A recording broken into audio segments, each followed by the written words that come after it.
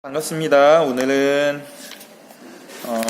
1m보다 큰 단위를 찾아볼 거고요. 여러분들 이미 알고 있지만 우리 같이 처음 배우는 거니까 정리를 잘 해보도록 할게요. 지난 시간에는 1cm보다 작은 단위를 공부했고요. 1cm를 10개로 나눈 것 중에 한 칸을 1mm라고 했었습니다. 자, 오늘은 1m보다 큰 단위가 왜 필요할지 먼저 같이 생각해보고, 그리고 그게 어떤 단위인지 살펴보고, 미터랑 그 단위를 바꾸었을 때 어떤 관계가 있는지 알 수 있으면 되겠습니다. 1m보다 큰 단위, 1m는 여러분들이 기억하는데 몇 센티미터였었죠? 센티미터가 몇 개 있으면 1m가 되는지 여러분들 알고 있죠?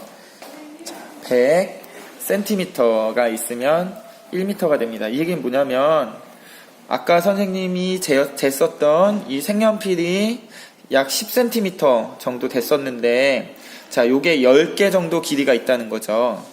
그랬을 때 이거를 100, 그런데 선생님이 만약에 이게 한 10개보다 훨씬 더 많게 막 몇백 개 있다고 해서 이거를 쭉 이었을 때 길이가 얼마나 될까? 자, 또는 우리 운동장의 길이를 센티미터로 나타냈을 때 매우 숫자가 커져서 힘들었었죠. 그래서 여러분들 2학년 때는 센티미터보다 큰 단위를 미터로 바꾸어서 나타내면 숫자가 훨씬 작아지기 때문에 편리하다라는 걸 이제 공부를 했었습니다.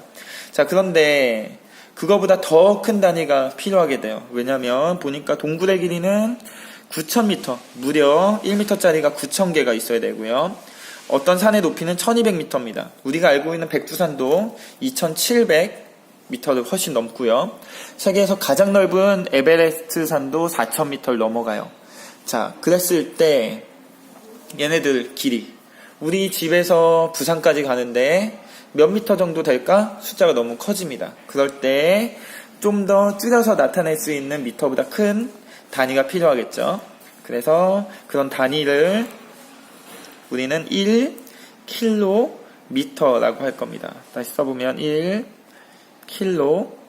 1km라고 쓸 거고, 자, 요 k라고 되어 있는 건 다른 부분에서도 우리가 많이 들어봤는데, 무게를 나타내는 단위에서도 킬로그램, 그래서 여러분들 몸무게가 몇 킬로그램이다 라는 거 여러분들 다 읽어봤고 다 들어봤었죠.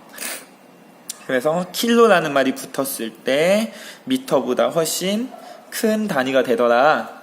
옆에 보니까 같이 정하고 약속을 한 건데, 그래서 1km는 1000m다. 미터가 1000개가 있으면 1km가 된다 라고 약속을 했습니다. 자, 옆에 기차 한 칸이라고 하는데 한 칸의 길이는 20m예요. 그럼 20m짜리가 10개가 있다면 하나, 둘, 셋, 넷, 다섯, 여섯, 일곱, 여덟, 아홉, 열, 20m가 10개 있는 거죠. 네, 점점점 하면 10개가 있으니까 20 곱하기 10이 되고요. 그쵸? 200m가 될 겁니다.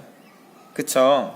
자, 요거를 200이라고 하지만 지금 열량짜리 기차도 있지만 더 긴 기차도 있을 수 있고요. 더 긴 기차도 있을 수 있어요. 자, 그래서 기차가 200m 정도. 자, 그러니까 우리가 운동장을 돌았을 때 한 바퀴 조금 넘는 정도 길이가 됩니다. 그 정도 되는 거리가 200m다. 여러분들이 그런 거리를 생각해 보면 돼요. 그렇다면 기차가 한 대뿐만 아니라 하나, 둘, 셋, 넷, 5대가 있다면 200m, 200m, 200m, 200m, 200m가 돼서 200m가 5개 있으면 1000m가 되죠? 1000m. 아까 1000m는 킬로미터로 바꾸었을 때 1km로 바꿀 수 있다고 했었고요. 중요한 것은 이 숫자 1000m, 1km가 여러분들에게 와닿진 않지만 이게 어느 정도 길이가 될 것이다 라는 것들을 여러분들이 예상할 수 있어야 됩니다. 자, 자, 그럼 생활에서 킬로미터를 사용한 경험. 주말에 등산을 했는데 정상까지 1km도 넘게 걸었어. 학교 운동장을 7바퀴 돌면 1km가 될까? 자, 우리 학교는 7바퀴 돌면 1km가 될 것 같아요. 자, 그럼 여러분들이 오래 달리기 할 때 달렸었던 거리가 1km보다 조금 짧다라고 생각하면 되겠죠. 그 정도 되는 거리가 1km입니다. 자, 그러면 1km, 2km, 3km 이렇게 되는 것도 있지만 미터 단위 우리가 아까 5cm, 3mm, 이런 식으로 있었던 것처럼 미터와 킬로미터를 합쳐서 사용할 수도 있죠. 그래서 2km보다 500m가 더 길어지면 2km 500m, 2km 500m라고 읽고 킬로미터와 미터를 합쳐서 함께 이용할 수 있습니다. 자, 이 500에 있는 게 1000이 되면은 킬로미터로 올려주면 되겠죠. 자, 그래서 다음 시간에는 다양한 다리의 길이들, 그 다음에 우리 집에서 또는 우리 학교에서 다른 곳까지의 거리들, 이런 거 한번 살펴볼 거고, 그 다음에 세계적으로 높은 산들의 길이들, 높이들, 그런 것들 살펴보도록 하겠습니다.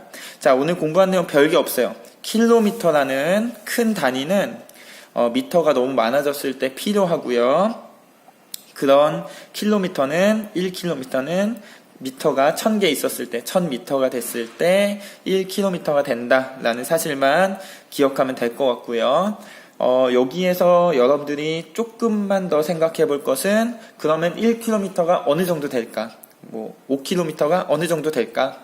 그 정도 양에 대한 감을 기르는 시간이 되었으면 좋겠습니다. 그래서 다음 시간에는 길이와 거리를 어림하고 재어보는 활동을 해볼까 해요. 그러려면 여러분들이 킬로미터와 미터에 대해서 어느 정도 양이 되겠다를 잘 알아야 되겠죠. 자, 많은 친구들이 보고 왔으면 좋겠고요. 내일도 즐겁게 공부했으면 좋겠습니다.